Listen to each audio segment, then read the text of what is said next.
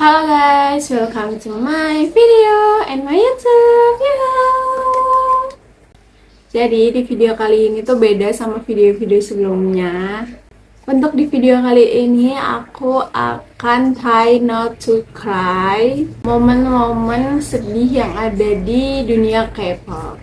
Jadi K-pop itu kan nggak selalu bahagia ya guys, nggak selalu kayak senang-senang kayak gitu. Tapi ada beberapa momen-momen yang ada di dunia K-pop yang bikin sedih gitu. Nah, sekarang aku akan reaction video-video itu dan aku akan melakukan try not to cry. Jangan sampai aku nangis pokoknya. Tapi jujur, aku tuh orang yang gampang nangis sebenarnya.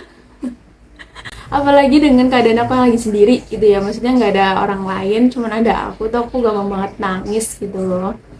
Jadi, apakah aku akan menangis hari ini dengan melihat video-video ini? Entahlah. Mari kita coba lihat aja ya. Tapi kalau misalkan nanti aku nangis ya udahlah ya guys. Gak apa-apa karena emang udah diniati untuk video ini. Kalau misalkan aku nangis ya udah nggak apa-apa gitu lah ya.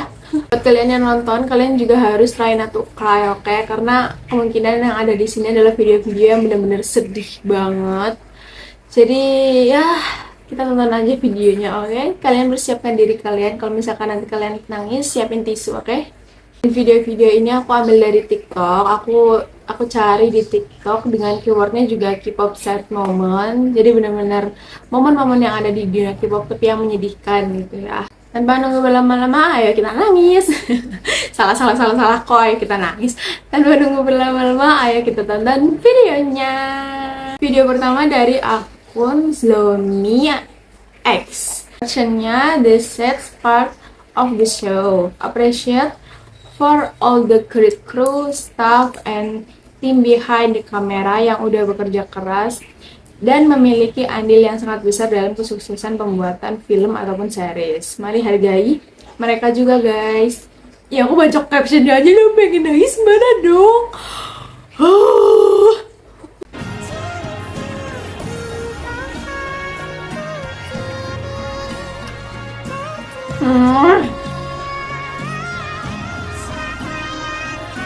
Oh, muka-mukanya aktornya juga, aduh, nangis. Mbak Ayu cantik banget.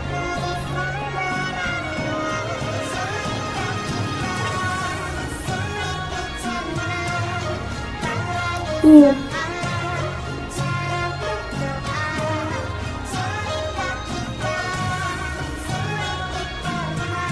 Ih, aku nangis.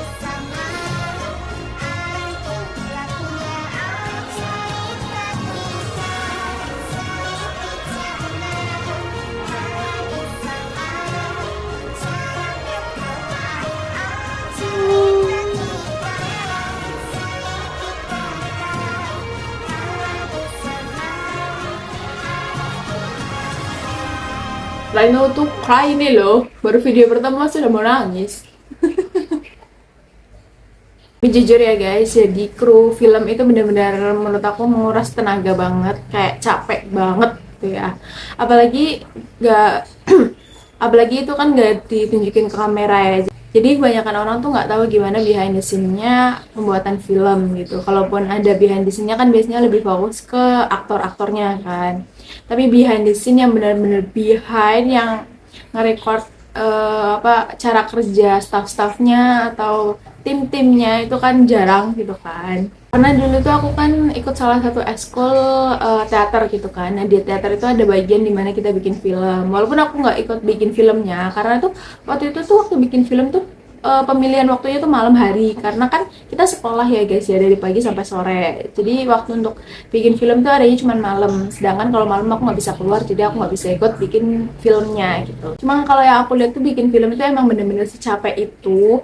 Kayak menguras tenaga banget, menguras waktu, energi, dan biaya ya otomatis karena biaya buat bikin film tuh bener-bener mahal gitu kan. Dan apresiasi staff ataupun kru yang ada di balik layar tuh kadang sering kita lupain gitu loh, karena kita tuh lebih fokus biasanya ke aktornya, which is itu bagus juga, bukan hal yang buruk, cuman di satu sisi kita juga harus mikirin gimana staffnya ketika bikin ini gitu loh.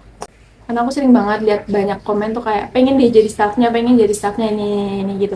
Ya di satu sisi emang kita lihat dari orang luar, sudut pandang orang luar kita juga pengen gitu kan. Karena aku juga sejujurnya pengen gitu. Ya siapa sih yang nggak pengen kerja di dunia yang bisa ketemu sama idolnya setiap hari gitu. Cuman ketika kita ngelakuin itu pasti nggak semudah itu guys, karena pasti kan kita harus berkorban waktu, tenaga, pikiran gitu kan. Di setiap pekerjaan tuh pasti ada konsekuensinya masing-masing gitu lah ya. Jadi semangat aja guys ya. Makanya kadang kesel banget kalau tiba-tiba aktris atau aktor kena skandal pas lagi proses syuting, kasihan kru, staff, dan tim lainnya. Oh iya ya. Oh iya juga ya, sumpah aku nggak pernah kepikiran ini. Karena kan ada beberapa aktris ataupun aktor gitu yang kena skandal waktu MV waktu movie-nya mau tayang gitu kan, movie ataupun dramanya mau tayang. Tapi karena dia kena skandal akhirnya nggak bisa tayang gitu kan. Ya, yang kasihan pasti bagian krunya. Capek banget tuh pasti.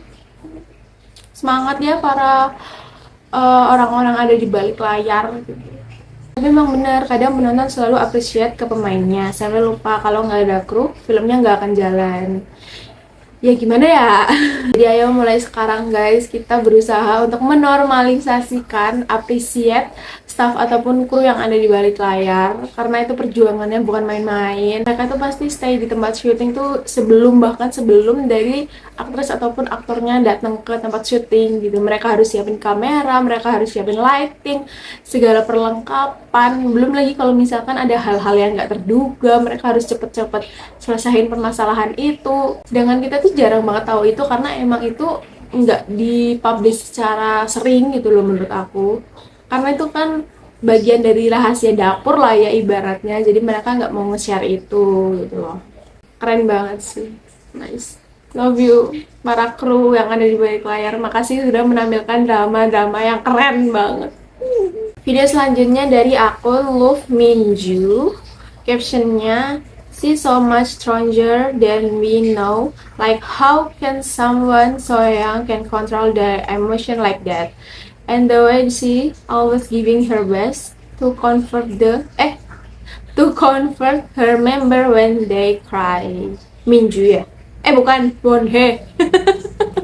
Wonhye. Another member nangis, oke.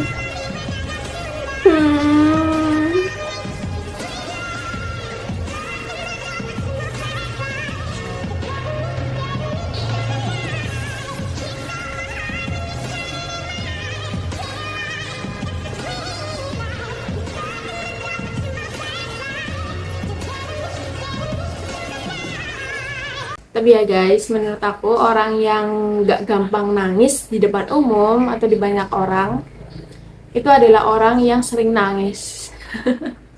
Karena kayak mereka itu pengennya orang lain ngeliat mereka happy aja, gak usah ngeliat mereka di sisi dimana mereka lagi sedih, mereka lagi pengen nangis. Itu mereka gak mau nunjukin, itu mereka gak mau nunjukin gitu loh.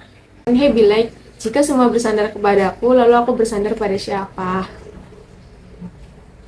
Sedih ya. Wonhye kalau mau nangis tinggal nangis aja, jangan ditahan, nanti kasihan air matanya ngumpet mulu. Lagi main petak umpet ya sama air matanya. Wow.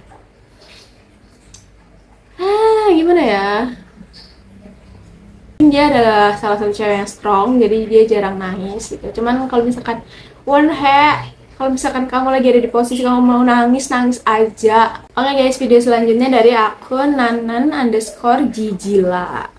Captionnya benar-benar definisi perjalanan yang tidak sempurna. Era YGTV emang menguras air mata berkali-kali, nge-rewatch YGTV tetap nangis lihat perjuangan mereka. Mulai debut yang ditunda, member out, ditambah lagi perlakuan YG ke mereka, dan ada juga yang masih nge-hate mereka. Nyesek banget lihat hate comment buat mereka. Anak sebaik aku belum nonton videonya, aku baru baca captionnya, kenapa udah mau nangis sih. Anak sebaik Treasure ada aja yang gak suka. Semoga di 2025 dan di masa depan kalian semakin bersinar, bahkan sampai salah bacanya, bahkan lebih bersinar dan banyak yang sayang sama kalian. We love you anak baik. Aduh.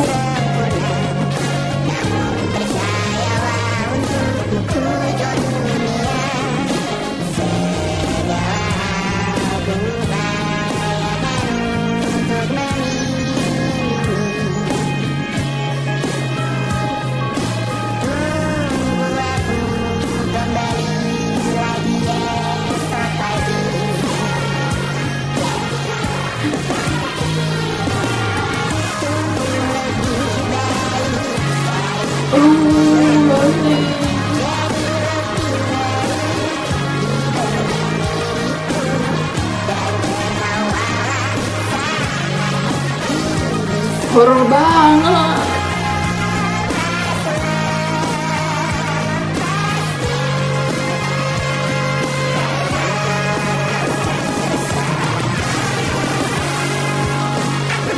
Masih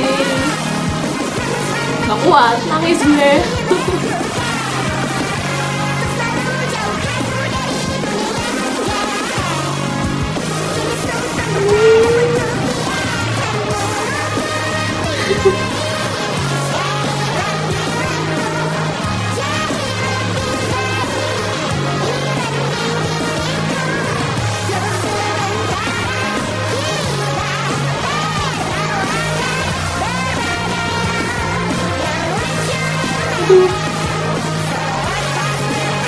Masih dan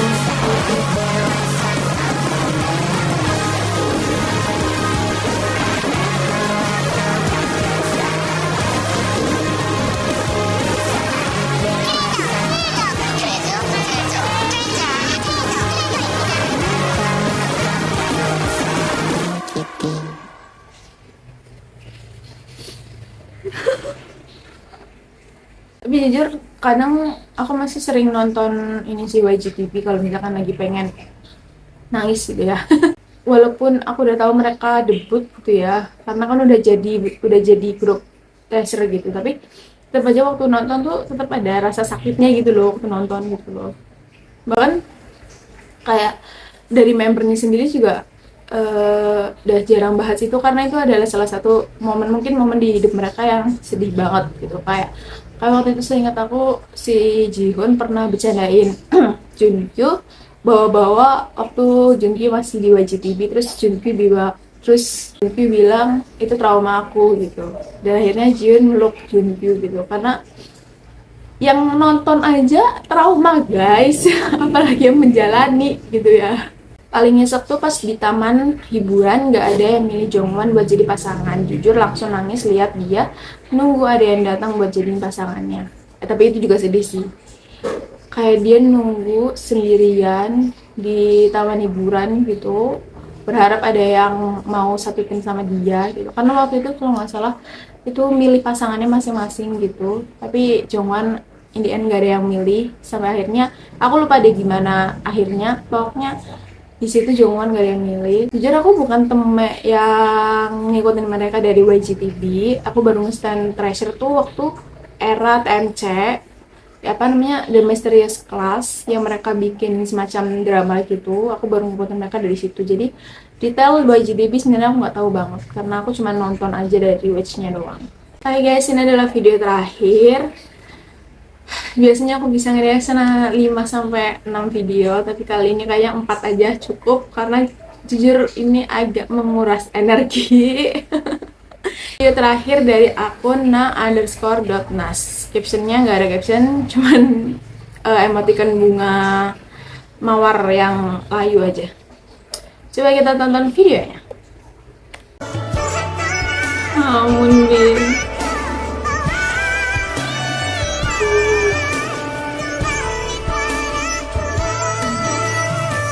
Ini sedih banget sih.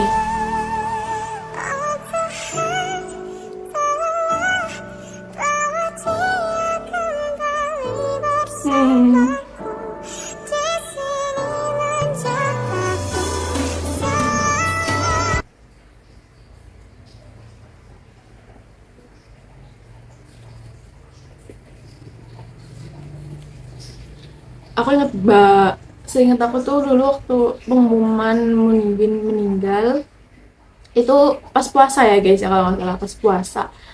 Terus aku tuh di chat sama temanku, literally seingat aku tuh aku buka HP itu pas subuh waktu lagi mau sahur, terus buka HP tuh temanku ngechat Moonbin meninggal gitu. Kaget tuh aku belum buka sosmed, tiba-tiba di chat kayak gitu kan, kayak mikir apa sih ini, ngawur apa gimana gitu loh. Terus waktu aku buka sosmed dan ya beneran dia meninggal gitu loh. Itu bukan meninggal di kamar, di apartemennya kalau nggak salah itu. Sedihnya itu di tahun itu harusnya dia datang ke Indonesia bareng Sanha, ada fan meeting gitu karena mereka habis comeback unit gitu. Setahu aku ya, seingat aku mereka comeback ke Uni terus emang mau ngadain fan meeting di Indonesia, tapi karena Moonbinnya udah nggak ada, otomatis acaranya nggak jadi kan, batal gitu. Kayak acaranya itu harus dibatalin karena orang yang harusnya datang tuh nggak bisa datang lagi gitu loh, bahkan udah nggak ada. Itu sedih banget sih. Aku nggak kebayang gimana perasaan mereka yang ngebiasin Moonbin terus tahu berita itu gitu loh. Makanya kalau misalkan ada orang yang bilang gitu, ngapain sih kayak berusaha keras banget buat biar ketemu sama idolanya, ketemu sama idolnya gitu. Aku jawab kayak, ya karena kita nggak tahu kita masih punya kesempatan ketemu lagi atau enggak gitu. Aduh, gue ngomong sendiri, nangis sendiri. Karena kan kita nggak tahu umur kita ya guys. Kayak bahkan besok aja gitu loh, sedekat besok aja kita nggak tahu besok masih ada atau enggak gitu. Pasti Moonbinnya sendiri juga nggak tahu kalau misalkan ternyata besok dia udah nggak bisa lihat matahari terbit lagi, besok dia udah nggak bisa lihat fans-fansnya lagi gitu. Pasti di pikiran Moonbin juga nggak ada sama sekali kayak gitu. Setiap orang kan punya goalsnya masing-masing, setiap orang punya wishlist di hidupnya masing-masing gitu. Jadi kalau misalkan ada orang yang wishlistnya nggak sesuai sama diri kita sendiri, yang nggak usah ngejudge, nggak usah ngata-ngatain, biarin aja. Toh orang itu nggak minta bantuan kamu buat ngejalanin wishlistnya. Kita kan yang K-popers pengen nonton konser kan, yang nggak minta donasi dari orang-orang yang nggak suka sama K-pop kan. Jadi ya udah nggak usah ngata-ngatain lah, biarin aja gitu loh. Fokus aja sama kehidupan masing-masing gitu loh. Senyum kamu terlalu manis sampai Tuhan mengambilmu kembali, Mas. Tugasnya Moonbin udah selesai guys, jadi dipanggil lagi sama Allah. Ya, aku juga sebenarnya nggak nge-stand apa namanya Astro, aku nggak nge-stand Astro, tapi aku tahu member-membernya karena waktu itu ngepoin karena Anbu kan. Terus waktu dengar berita ini kayak, wah, sakit banget hati ini. Astagfirullahaladzim. Oh yes, mungkin segini dulu video dari aku. Makasih kalian udah nonton. Buat kalian suka jangan lupa like, comment, dan subscribe. Dan buat kalian yang mau tag aku di Instagram ataupun di TikTok, boleh aja yang ada di sini biar aku bisa reaction video-video yang kalian tag aku. Makasih udah nonton. See you in another video. Bye bye.